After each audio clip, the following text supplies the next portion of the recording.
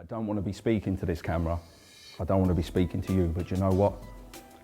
It's a challenge that's been set before me that I gladly accept, and it's a burden that I gladly carry, because I do not ask for lighter burdens. I ask for stronger shoulders, and that's something that I strive to have every single day. My name's Jamie. Also go by the name The Grief Preacher. Now that name was given to me inside Park Prison, Bridgend, South Wales. Now I wasn't in there for doing anything sinister, wasn't in there for doing anything naughty. But I go in there and I conduct talks, lectures and workshops with the inmates. I work in, I also go into young offender institutes and such like. Now what I want to achieve with these clips is the realisation that we are free to make choices, but we are not free from the consequences of those choices. The purpose of this is the education that violence is never ever the answer, and it shows how it destroys people, but also their lives. It's serious. I want to help you through the process of what happens after having a loved one murdered and the grief that follows as best I can. Now, I'm not claiming to be an expert by any means. I haven't got any qualifications. I'm not a qualified counsellor, but what I have got is the experience. I've got the emotional scars. I've got the battle scars, but more important than that, I've got the deep want from stopping this from happening again. Now, if I say one thing that helps one person, then it's all been worth it. Now, there are different forms of grief. There's different situations and circumstances, but no matter how a loved one's taken, no matter what hole is left at a dinner table, at a birthday, or at Christmas, or whatever, you know, just in a household, there's so many connections. Now, my reason for doing this comes from a form of violence that society deems to be acceptable and normal. The one punch. One single punch, one punch murder. Let's call it how it is. It's a coward's punch. Because do you know why? You can see so much evidence on the internet of bare knuckle fighting gypsies going at it like two men trying to sort it out very nobly. And they take enormous punishment. But people's lives are being lost by a single punch. And it's a coward's punch. It's administered from behind or from the side. The recipient don't see it coming. And this one punch, this coward's punch, it came to my family on the 14th of April, 2012. Incidentally, today is the 14th of April, 2015. I don't want to be doing this. This is the third anniversary of my beloved nephew. His life was taken by a single punch. The boy that took his life, 14 years old. My nephew, 19 years and 20 days old. That's how serious this is. My nephew was 6'3", big, strong, athletic. Very strong centre back in his football team. But a 14-year-old boy, 2 weeks past his 14th birthday, took his life with a single punch. That's how serious this is. And society deems that to be acceptable and normal. There's so much emphasis put on knife and gun crime, and do you know what? Rightly so. But these are the weapons that people carry every single second of their life. And we don't think twice. We don't think twice about using them. When we say, oh, I'm going to smash your teeth in, I'm going to knock you out, I'm going to teach you a lesson. Is that right? This is where the education comes in. If you take someone's life by a punch, people label it as manslaughter. Do you know what? If your skin-to-skin contact causes the direct death of someone, you're a murderer, flat out. Let's call it how it is. It's murder, flat out. Be prepared to be labelled as such. Murderer for the rest of your days. Now, there are 3 boys that were involved in Connor's murder. One of them 13, 2 of them 14. One punch thrower, yes, but each one played their part. The 13-year-old and the 14-year-old were verbally abusing Connor. He was trying to calm him down. They carried on verbally abusing Connor, tried to calm him down, to which they called their friend over. He walked across a road whilst rolling his sleeves up. Now, this was what was stated in a court of law. I'm not making this up. Walked across a road whilst rolling his sleeves up and threw a haymaker of a punch that came from nowhere. Connor did not see the punch coming. Both of his hands were down by his side. He went over, hit his head on the pavement, died of severe brain damage. And you know what? That is most probably the best outcome. And that sounds harsh. That sounds mental to be saying, because do you know what? In other cases, people survive and they live out the rest of their days as just a breathing vegetable. No dignity in life, no standard of life, no quality of life. Death is the best option. Now let's get this straight. This isn't some gang warfare. This wasn't some gang warfare. This wasn't some argument. This wasn't some bullying, a 19-year-old against a 13-year-old and a 14-year-old, nothing like that. It was an unprovoked attack. Just because Connor, incidentally, when you trace the series of events back, that he made a young girl laugh and giggle, and the boyfriend wanted to teach Connor a lesson. That's why. That's why Connor lost his life. It was a case of two worlds colliding that night. Two worlds colliding, the good and the evil. Do you know what? I want to tell you a little bit about Connor. I want to tell you a little bit about, very, very briefly, about the world in which he come from. Born 25th of March, 1993. Born at 3:04 in the morning. He was 9 pounds, 6 ounces born. Beautiful, beautiful baby boy. Grew into an amazing, unique, beautiful, humble, gentle, kind young man. Now let's take it back.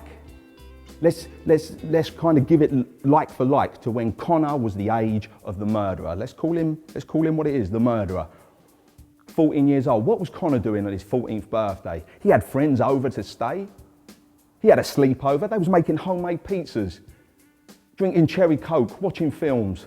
They wasn't out at 10:40 and 10:50 to 10:55, because that is the time scale when Connor lost his life. He wasn't out taking people's lives, running feral. He was raised correctly. This is the young man in which I'm talking about. Now, that's 14. Let's bring 16 up. How he was thinking. What was Connor's mindset at 16? 16 years old. Now, we didn't know this until Connor was in a hospital bed and he had been pronounced forever asleep. That at the age of 16, he was thinking about other people, that he had signed a gift of life organ donation register, went on to save 5 people's lives. He enhanced the life of a baby 7 months later. So in fact, you could theoretically say he saved 6. What a legacy to leave. What an amazing young man. And he didn't even boast about it. He didn't even tell anyone. But that was his character. At his celebration of life, we didn't call it a funeral. This was a celebration of this young man's life. Celebration of life, his headmaster got up and said, when we had a new pupil at school, we would put them with Connor. Why? Because he would be a friend. He would help them settle in. He'd be kind to them. When we had a disruptive pupil, an aggressive pupil, do you know what? We put them with Connor because he was a mentor, he was a leader. He would have helped them, shown them the error of their ways. That's the kind of responsibility that was being placed on him by people in authority. And that just gives you a very brief picture of what he is, a very, very loving son, loving brother, loving grandson, loving uncle, loving boyfriend, loving cousin, loving dog owner, and a loving, loving nephew and my dear friend. Do you know what the measure of a person's love and admiration for someone is? Who he chooses to have beside him at his most important times. Callum, my oldest nephew, Connor's older brother, best man at my wedding. Connor, head usher. That's how much of high esteem that I held those boys in. Still do and forever will. That's the closeness of this family. That's how much love that we have, and this is why it's hit us so hard. This is, you know, it hits anyone hard. But you know what? This didn't need to happen. Did not need to happen in any shape, way or form. Connor would not have got involved in any form of physical violence in any shape, way or form. He was the peacemaker. But you know what? Just because the actions of others, it took his life. And it's the injustice of it all has put me now on this path, has put me on this mission to help people, guide people, lead people out of this darkness. And it is severe darkness, best summed up in Psalm 23. Verse 4, yea, though I walk through the valley of the shadow of death, I will fear no evil. Do you know what? That's the prayer that was found on Connor's phone when we got his belongings back. It's the prayer that's brought me to faith. Yea, though I walk through the valley of the shadow of death, I will fear no evil. Yes, it's a valley that you're walking through. Yes, it is the shadow of death. Harsh words. But let's focus on that shadow. What is it, shadow? What do you need to make a shadow? You need light behind it. So you've got to keep going through that valley until you see the light again. There's light there. And hopefully something that I say, an encouragement in which I give, motivation in which I administer, that you can take it on board. Remember I said one thing, if one thing resonates with you, then it's all been worth it. I want to bring you out of this darkness as best I can, because you know what? You're now a soldier. You're in a battle. There's no going AWOL from this. There's no deployment. There's no annual leave from this. You've been dropped behind enemy lines on a daily basis and you have got to survive. It's a mission you've got to accomplish from when you open your eyes first thing in the morning to when you close them last thing at night. This is a battle. This is a war. And what do soldiers do? They survive. They accomplish their mission and they march. What's marching? Marching is moving forward. Moving forward is progress. Progress is paying the highest compliment and respect to your loved one that you can. That's all you've got to do, is get out of bed every single morning and put one foot in front of the other and say to yourself, this one is for you. That's what you just got to keep on doing. 86,400 seconds in every day. Don't think about tomorrow. Concentrate on today. Get through that war and it's another mission accomplished. Do you know what? Every single day is a day without them. But you know what? It's another day closer to seeing them again. That's what you've got to focus on. I want to help you learn to live again. Because you will go through anguish, pain, loss, grief, injustice, guilt, regret. Don't sound good. But anything that I can say, it can help you just appreciate and focus on the smallest thing.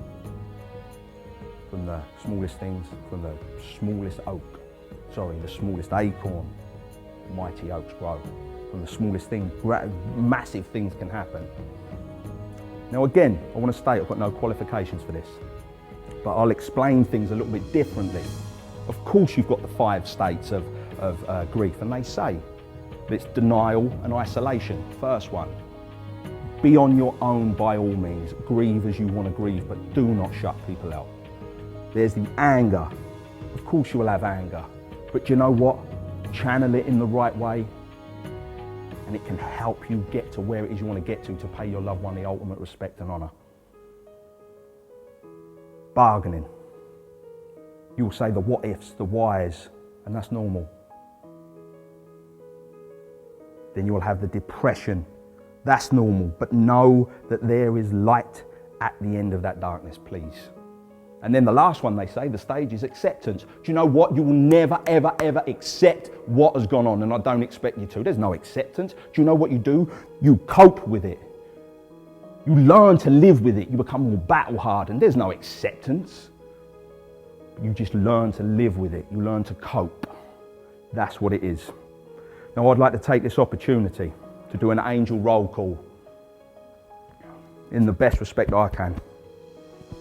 Adam Rogers, Andrew Malloy, Andrew Jones, Andrew Youngs, Robert Holland, Robert Hundley, Wes Clutterbuck, Andy Feather, Jake Sweeney, John Morrison, David Hutchinson, Chris Findlay, Joseph Kent, Kyle Bartlett, Jason McGovern,